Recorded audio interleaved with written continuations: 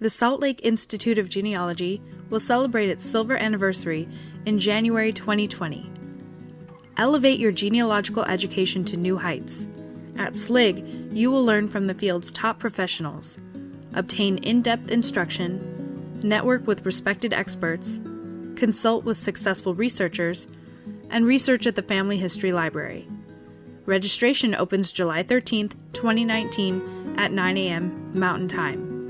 We've asked the course coordinator to tell us a little bit about the course to help you decide if it's the right fit for you. Certified genealogist Barbara Vines Little is the course coordinator for Virginia from the Colonial period to the Civil War, her records, her people, her laws.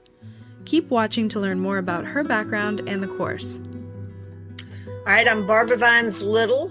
I've been doing this for a very long time, and I really enjoy the teaching part of professional genealogy. How did you become interested in genealogy? That started a long time ago when I was a teenager. My grandmother, my paternal grandmother, used to tell me stories about living up on a mountaintop in Ashe County and hiding under the bed when people came. And I got intrigued in learning more about their life. And then my maternal grandmother would tell me stories about living on a farm and planting the beans in a stump rather than in the rows that she was supposed to be planting. And when Daddy found out about it, there was a little bit of a storm. But so I enjoyed the old stories about family, but I wanted to know something about my paternal line. And so I asked my aunt, and she said, well, you can't. And I said, what do you mean you can't? And she says, well, Grandpa won't talk about his family. I was a teenager. You know, teenagers don't think there is such a word as can't. And so I started looking. I'm still looking. I got him back to the Revolutionary War, but a few things have interfered since then. I got involved in the genealogical community. So he's been sitting up there on a shelf waiting for me to get him back beyond the Revolutionary War. One of these days, I'm going to start doing that, but not anytime soon, I think. Have you had any prior SLIG experience? My first SLIG experience was in 2018. It started out very nicely. We had an overcommitted class, and so we ended up teaching 2 classes. Vic Dunn and I worked together, and then it sort of took a little tumble when I ended up on Monday morning still in Charlotte, North Carolina, when I was supposed to be lecturing in Salt Lake City.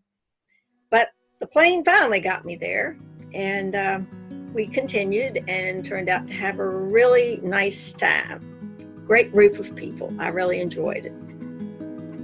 What course will you be coordinating? I'll be coordinating the same course again, the Virginia course, and Vic Dunn will be joining me again. Please tell us about the course. Well, it first started about, I guess, maybe 20 years ago. We started a Virginia Institute here in Virginia that lasted for about 10 years, and then the venue decided that there were better ways to make money, and so we no longer had a place to hold the Institute, and we shut down. Then I moved to Iger and taught there for 8 years, and then I decided that it was time to move on to something else. So then SLIG came up.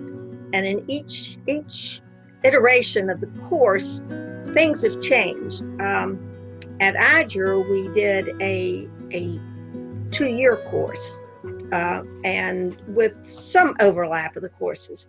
At SLIG, we're doing a single course. It's a few more sessions. We've combined a couple of things so that we would get everything in, but essentially what we try to do is to present the various record groups that Virginia has that are used almost always in almost any research that you do. We give you the background, both the background in law so that you can understand where they're coming from and what the considerations are. We give you the social background, and we also tell you about the problems that can be encountered, whether those are court clerks that don't follow the rules, or record destruction, or just happenstance. But you cannot do good research unless you understand the background of the records, and that's what we try to do in this case. What are the main topics covered in the course? We do a well-rounded, in other words, we cover the vital statistics, probate, that everyone expects. We can't do much with the census because, Virginia had essentially only one state census, and it survives in only a few instances. But we substitute tax records for that. So we cover the basic records, then we get into things like manuscript records, business records, the geography and how it impacts the settlement of the nation. We also do a major course in the various laws that impact research in Virginia. For example, we talk about women in the law, the laws pertain to orphans and children in general, how law impacts probate research. Then we also do it's a series of 3 courses on land, because land is one of the most important record groups and one of the most complete record groups that Virginia has. So that even when the county records have been destroyed, in a lot of cases, the tax records and the land records are there and allow individuals to find ways around the record loss, because Virginia has suffered major record loss. And of course, we always try to proffer substitute records for areas that have suffered some of the record loss. Who would benefit the most from this course? Well, anyone who has Virginia ancestors is going to get something out of the course. There's no question about that. The person who will probably get the most out of it is the intermediate to the advanced researcher, because we do deal with the records in depth. And that can sometimes be overwhelming to someone who's just beginning genealogy.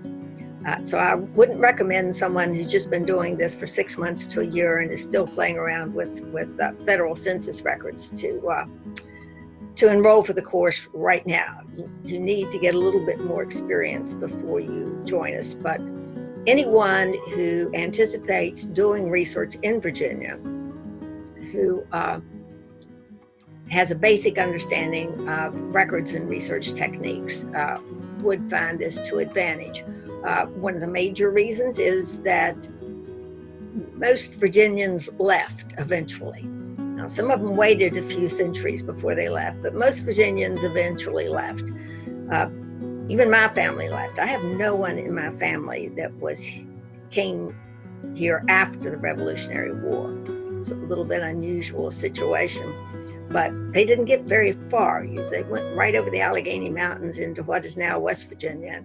I always tell the story. I said they found a hole and they fell in it and they just couldn't figure out how to climb out.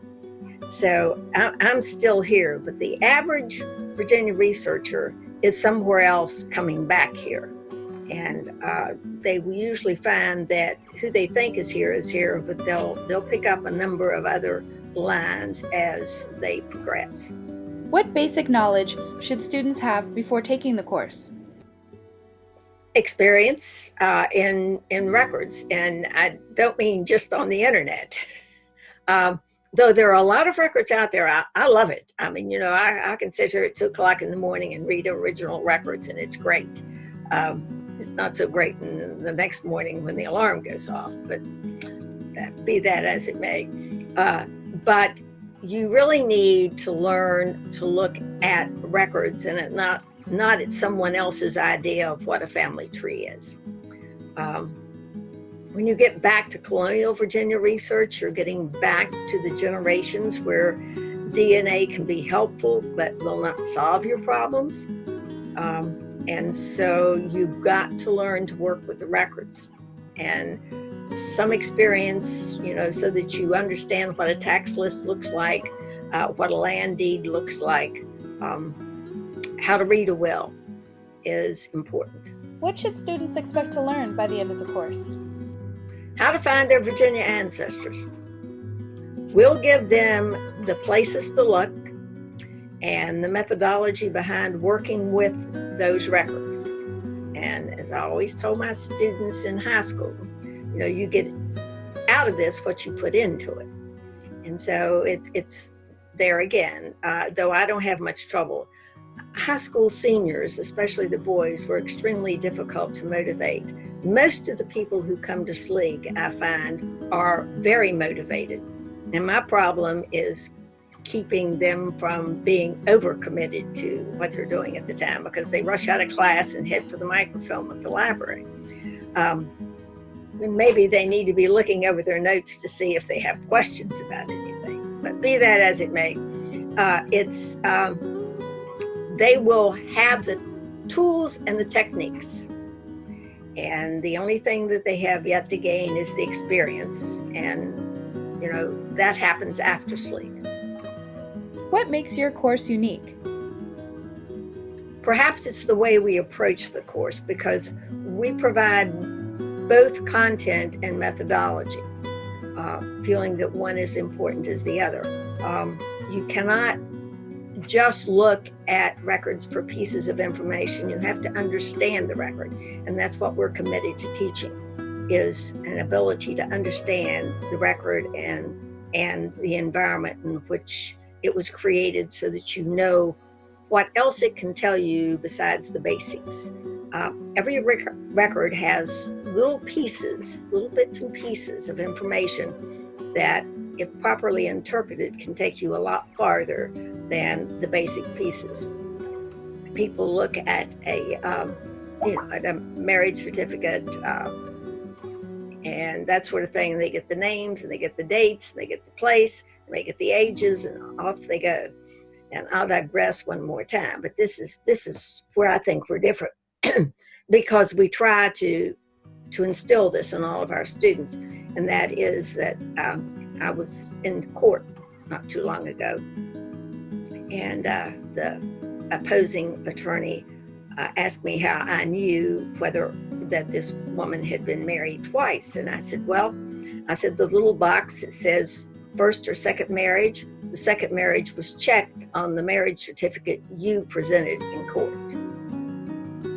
He hadn't bothered to read anything but the name and the date of the marriage. That was all that was important. And what we try to instill in students is that everything on that record, including the background of the record, the development of the record, is important in your search. It impacts how well you will go forward and how far. We hope you enjoyed learning about Barbara Vines Little's SLIG course, Virginia from the Colonial Period to the Civil War, her records, her people, her laws. Registration for SLIG courses opens July 13th, 2019. Check out the website slig.ugagenealogy.org for more information.